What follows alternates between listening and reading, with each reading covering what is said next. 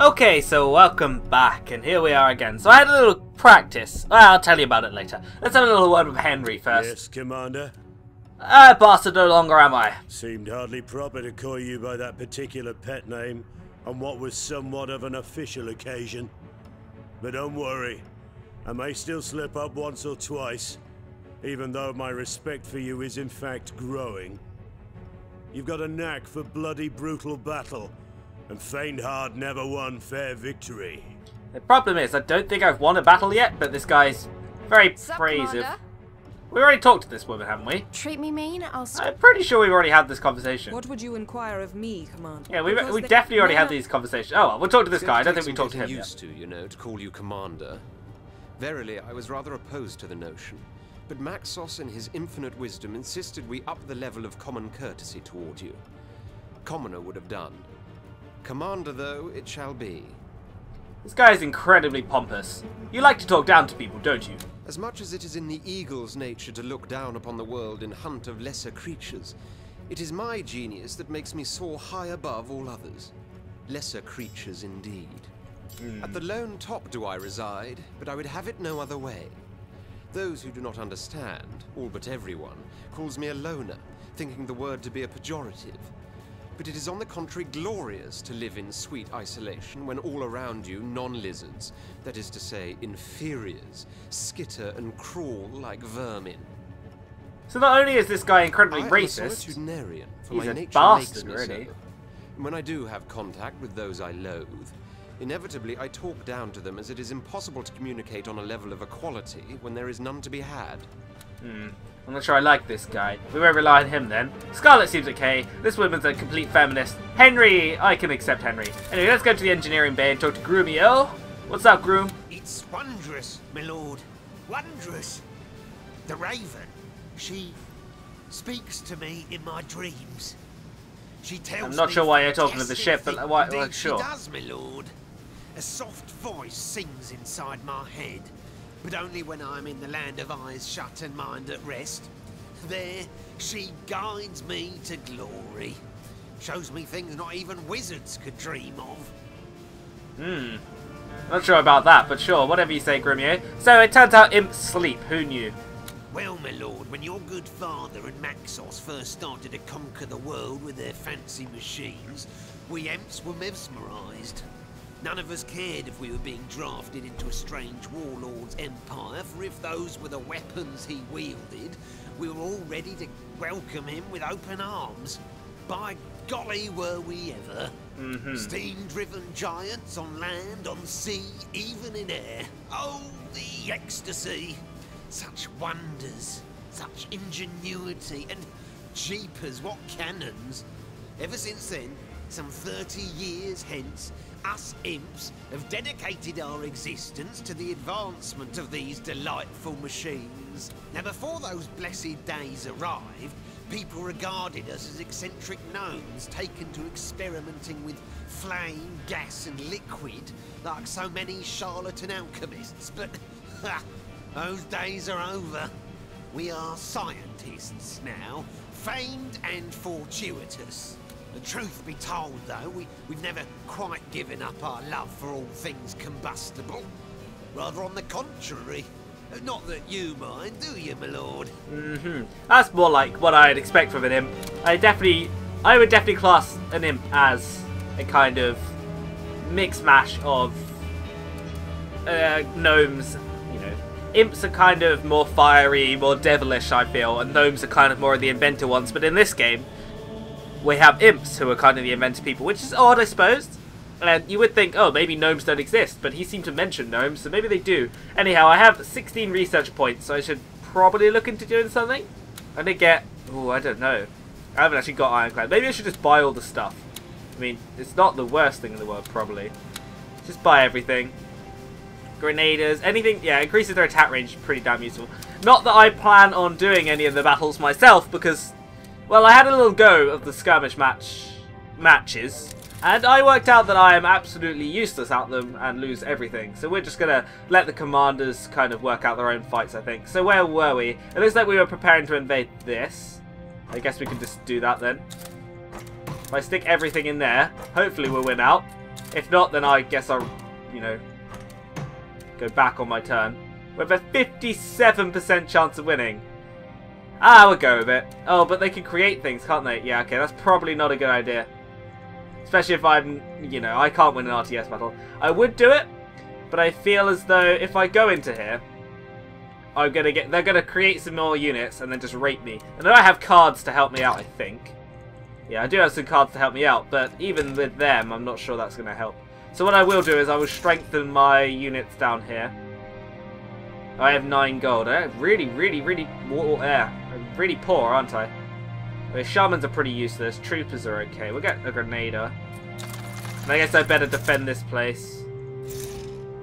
It's not necessarily a bad idea. We'll get some more troops then. Okay, we have a few things in here. Not an awful lot. I definitely need another country because I need to be able to... I ought to have built a mine of some kind because that would be quite helpful. I mean, I should have built a gold mine here instead of the factory. Can I actually do that? Can I sell... If I sell the building... How much money do I get back? I get 8 back, okay. So I might do that next turn rather than this turn. I assume I still built the units? Yeah, I have. Okay, so we'll call that... The chances are we're going to be attacked, to be honest. Oh, boy. Oh, no. I have an 11% chance of winning that one and 92% chance of winning this one. Okay. Well, that doesn't... This isn't boding well. Our capital's going down. Huh. I don't have the money to pay these guys either. So if I play my cards, do my chances go up? Not really. Okay, I think we might have to retreat out of our capital. I'm not entirely sure how they got so many units in there so quickly, but yeah, okay. Don't play this. Don't play this. Wait, how do I cancel it? Are you serious? Oh, I can actually raise it enough to possibly win. Obviously, I don't have the money. Who's the best here? Apparently Scarlet is the best. Alright, Scarlet, do it for us. Win it. I believe in you. Oh boy, we just about won. Nice. Well, that should weaken their army somewhat. And this one should be pretty easy, I think. Yeah, we won. We did lose a couple of units, but that's not too bad. Famed generals flock at the banner of the general. Nice. Ah, Commander. No doubt you've had an eventful and successful day so far. But don't rest on your laurels just yet. For I'm here to inform you the councillors have arrived. The ambassadors of the races whom you'll have to duel and deal with in the political arena. Such is both the prerogative and the burden of an emperor-to-be. Alright, okay. You may think your first duty is that of conquest, to bring the war to as swift an end as possible. But I'm afraid there is much more to being a monarch than military matters alone. As a commander, as an emperor, you'll have to constantly endeavor to find that delicate balance between your roles as strategist and statesman, for the one necessarily influences the other. Okie dokie. Now, you may consider it strange that some will worry about the price of bread, and others will gripe about taxes, when all around us, machines of war threaten the existence of the very realm. But if you give it a moment's further thought, this is only logical. We may find ourselves trapped amid a conflict of gargantuan proportions. But that does not mean the average man worries most about feeding his family, about the little things that make for a happy life. And when you have been given an empire, Commander, you have to be responsible for every matter, every obstacle, every creature, great and small. The only issue is that we don't actually own an empire yet, and we have to actually win the empire before we have any control at all. But I guess winning the people before we win the empire is also a good thing. Having said that, as soon as we lose, then the people are kind of screwed, so we'll work it out. This may seem daunting, but I have never and never will doubt for even an instant that you, of all people, will rise to the occasion. Alright, so we're going to go talk to the councillors then, I guess. We actually go to the engineering bay first, because Grumio wants to talk to us. How's that jetpack working out for you? Oh, it doesn't really have anything to say. I think it's just we can enhance our engineers or something. We'll do that. I don't even look at what I'm buying, to be honest. I'm just hoping it helps me out. I used a lot of cards there, which isn't so good. Okay, that genocide? What the heck? That's a very morbid card. Aha! So here they are. Shush, everyone, shush! Here comes the long-awaited commander. The dragon that would deliver us from vile usurpers. The one deserving heir to Rivellon's throne. Alright. Let me cut right to the chase, Commander, for I'm not a man who takes pride in his words, but in his pragmatism, rather.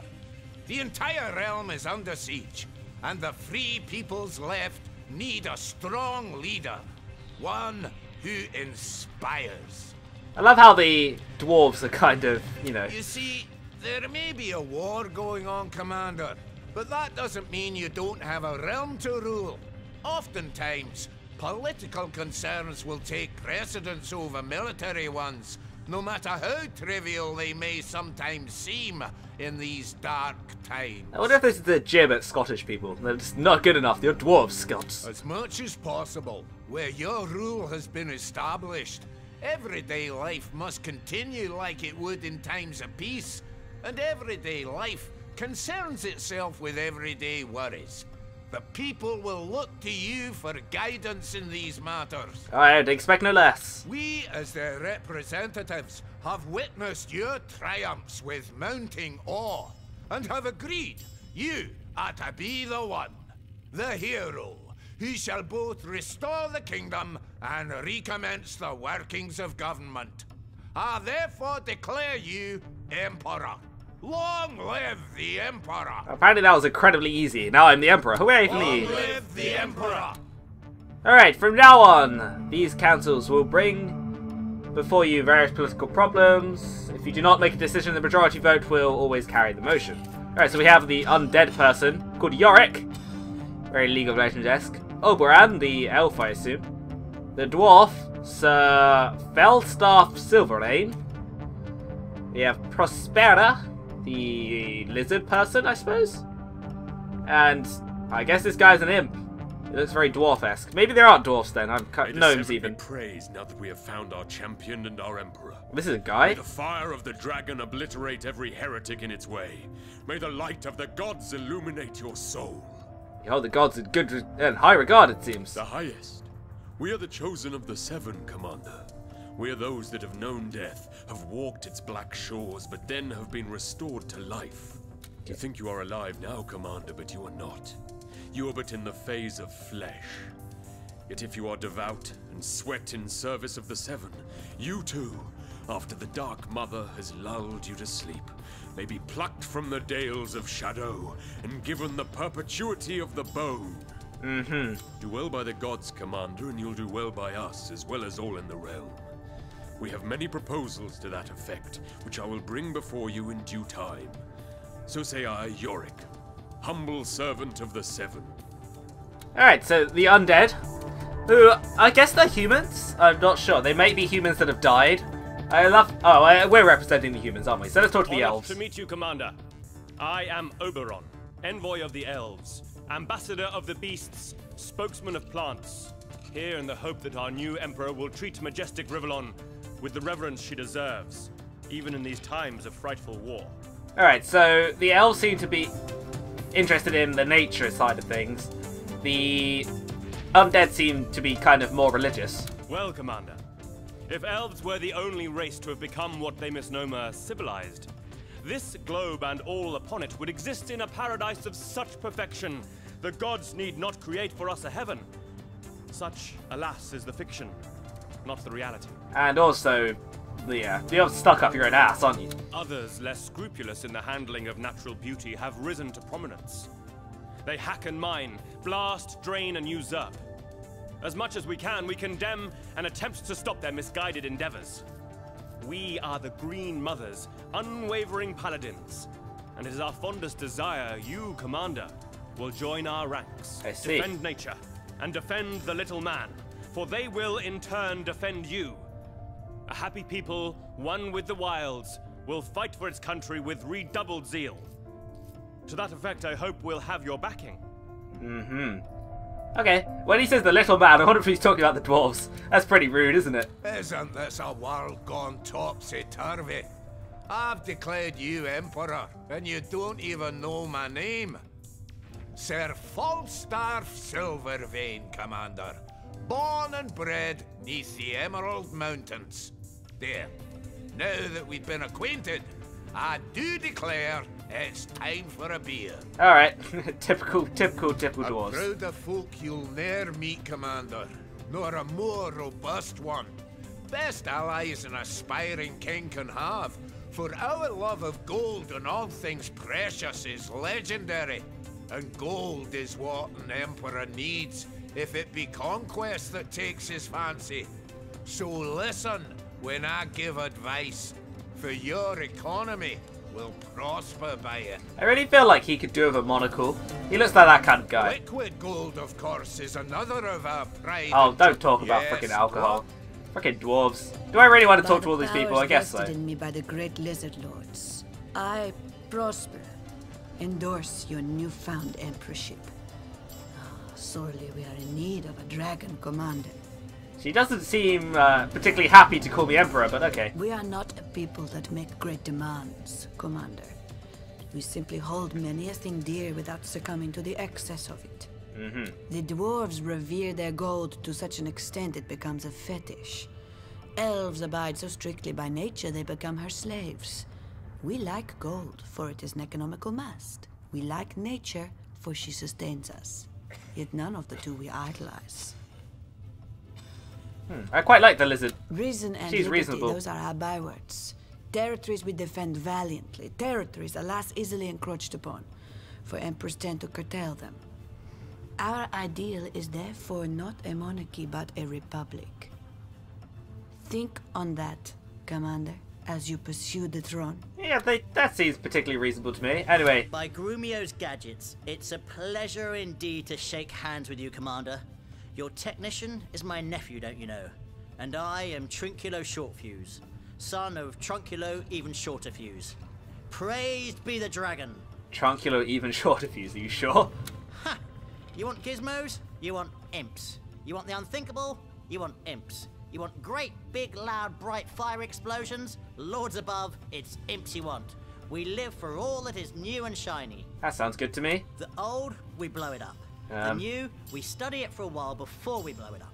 Why? Because there's always something even newer waiting around the corner. Science, Great Dragon, never sits still. Try, investigate, experiment. And with a bit of luck, boom! Ha ha ha! A bigger bang than ever. On a more serious note though, Commander, science is indeed our passion. And we hope that under your rule, we will be free to explore its limits. Damn the gods, for there are none, and damn petty morality, for it is a brake on progress. Back us, and we'll craft you miracles. Okay. So, those are our councillors. I guess that's all sorted. I guess we better head back to the bridge and wage war again. I have a bad feeling about this turn, to be honest. I feel like things are going to go horribly wrong. So I'm going to have a quick save. I guess we'll save over what happened last turn. Potentially a bad idea, to be honest. We got auto saves. Alright. So last turn we got attacked here. We did a good job of defending it off. And I guess I kind of want to try and attack them here. Didn't have much choice. So I'm going to send all my guys in and hopefully we come out with a victory. What's our chance? 77% chance of winning. That's pretty good. I actually want to sell my building and build a mine. Because I feel like getting the gold is pretty good. I definitely need the gold. I also probably don't have too much gold left now, do I? I have 2. Oh, I can't build any units. So if they decide to invade this turn, I am in trouble. But I guess that's what I want to do. Alright, let's do it. Oh, they are attacking. Oh, no. Oh, stop this. Please.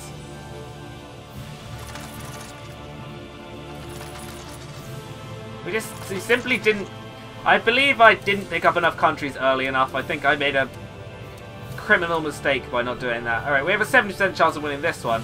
We only have a 22% chance of winning this one. I think we might have to retreat from our capital, which is a bad plan. Especially since it's going to be incredibly difficult for us to bring these back. We can't undo it now, though. Alright, we need you to win this fight. Ugh. Hopefully the army can sort it out, I guess. Alright, we did win. That's useful. This one, though, this one is going to be nigh on impossible. We can shift it up a tiny weeny bit, but it's not really going to give us anything. And we have no cards to play because I played them all last time. I think we just have to give it up. Alright. Okay.